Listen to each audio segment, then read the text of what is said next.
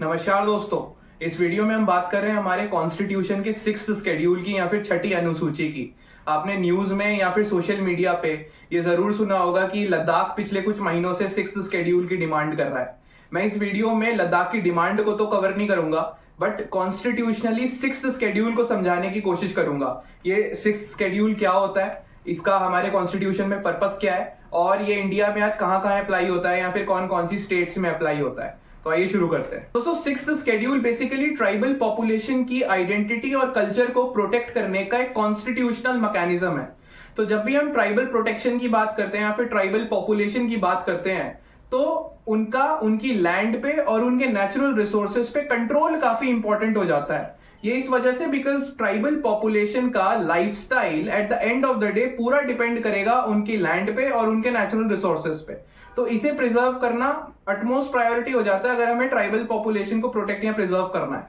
तो इस बात को पहली बार गवर्नमेंट ऑफ इंडिया एक्ट 1935 में रिकॉग्नाइज किया गया, जब असम के कुछ एरियाज को, जो प्रीडोमिनेंटली ट्राइबल एरियाज थे या फिर जहां पे ट्राइबल पॉपुलेशन 90% से ज्यादा थी, उन एरियाज को डिमार्केट किया गया एज एक्सक्लूडेड एरियाज। इन एरियाज को डायरेक्टली गवर्नर के कंट्रोल के अंडर प्लेस किया गया या फिर यहाँ पे डायरेक्ट गवर्नर कंट्रोल एस्टैब्लिश किया गया। For the very same purpose हमारी इंडिपेंडेंस के बाद या फिर हमारे कॉन्स्टिट्यूशन के इनैक्टमेंट के बाद under article 244 clause 2 and article 275 clause 1 6th schedule का प्रोविजन बनाया गया for the very same purpose कि हमें ट्राइबल पॉपुलेशन को प्रोटेक्ट करना है, उन्हें प्रिजर्व करना है। अब ये जो 6th शेड्यूल है, ये बेसिकली यार 4 स्टेट्स पे अप्लाई होता है: Assam, Meghalaya, Tripura and Mizoram. In 4 states में ऑनरेबल गवर्नर एम्पावर्ड होते हैं कि वो उन डिस्ट्रिक्ट्स को आइडेंटिफाई करें जो प्रीडोमिनेंटली ट्राइबल डिस्ट्रिक्ट्स हैं या फिर जहां पे ट्राइबल पॉपुलेशन 80% से ज्यादा है या फिर 90% से ज्यादा, डिपेंड करता है कि हर स्टेट का क्या क्राइटेरिया होता है। तो उन स्टेट्स को आइडेंटिफाई करें और उन्हें डिमार्केट कर दें एज ऑटोनॉमस डिस्ट्रिक्ट्स। तो हर इस ऑटोनॉमस डिस्ट्रिक्ट में एक ऑटोनॉमस डिस्ट्रिक्ट काउंसिल या फिर शॉर्ट में एडीसी कंस्टिट्यूट की जाती है। ये एडीसी उस पर्टिकुलर डिस्ट्रिक्ट के लिए मिनी गवर्नमेंट या फिर मिनी स्टेट की तरह काम करती है। ऐसा इस वजह से क्योंकि इस एडीसी के पास बहुत सारी लेजिस्लेटिव या फिर लॉ मेकिंग पावर्स, उस लॉ को एनफोर्स करने की पावर या फिर एग्जीक्यूटिव पावर्स, और एडजुडिकेट करने की पावर या फिर जुडिशियल पावर्स भी होती हैं। तो जो 3 विंग्स एक गवर्नमेंट के होते हैं, वही 3 विंग्स इस एडीसी के पास भी होते हैं, जिस वजह से एडीसी बड़ी स्ट्रॉन्ग बॉडी बन जाती है इस पर्टिकुलर ऑटोनॉमस डिस्ट्रिक्ट के लिए। अब नॉर्मली ये जो ऑटोनॉमस डिस्ट्रिक्ट काउंसिल होती है या फिर एडीसी होती है, इसमें 30 मेंबर होते हैं जनरली, जिसमें से 26 मेंबर डायरेक्टली इलेक्टेड होते हैं, जिन्हें उस डिस्ट्रिक्ट के वोटर्स इलेक्ट करते हैं यूनिवर्सल एडल्ट फ्रेंचाइज के बेस पे, और बाकी 4 मेंबर्स गवर्नर नॉमिनेटेड मेंबर्स होते हैं। तो इस तरह से ये 30 मेंबर की एडीसी नाम की बॉडी बनाई जाती है।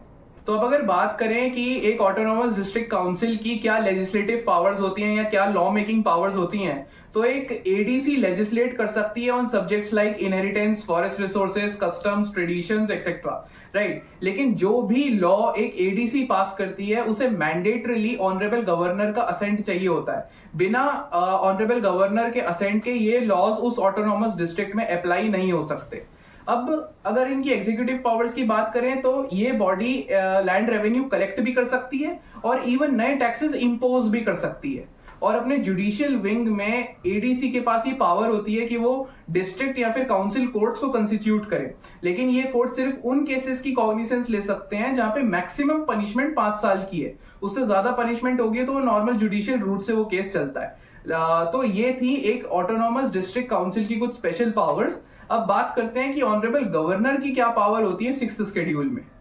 दोस्तों, ऑटोनॉमस डिस्ट्रिक्ट को ऑर्गेनाइज करना, रीऑर्गेनाइज करना, इन डिस्ट्रिक्ट्स का साइज इंक्रीज करना या डिक्रीज करना, ये सब ऑनरेबल गवर्नर की पावर्स में ही आता है। इवन पार्लियामेंट या फिर स्टेट लेजिस्लेचर का लॉ इन ऑटोनॉमस डिस्ट्रिक्ट्स में अप्लाई होगा या फिर नहीं होगा, या फिर थोड़ी अमेंडमेंट्स के साथ अप्लाई होगा, ये भी ऑनरेबल गवर्नर का ही प्रेरोगेटिव होता है। तो अब क्वेश्चन आता है कि अगर इन 4 स्टेट्स के अलावा किसी और स्टेट को 6th शेड्यूल का स्टेटस देना हो, तो वो कैसे दिया जा सकता है। 6th शेड्यूल के हिसाब से इसे सिंपल मेजॉरिटी से पार्लियामेंट में पास करके ऐसा किया जा सकता है।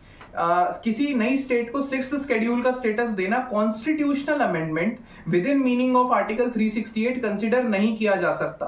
तो इसका मतलब है कि आप 50% प्रेजेंट एंड वोटिंग की मेजॉरिटी से इसे पास कर सकते हो, सिंपल मेजॉरिटी से इसे पास करके दिया जा सकता है। तो इस वीडियो में बस इतना ही। अगर इस वीडियो से कुछ भी नया सीखने को मिला है तो सब्सक्राइब जरूर करना, और मिलते हैं अगले ही एक ऐसे इंफॉर्मेटिव वीडियो में। तब तक के लिए goodbye and thank you for watching.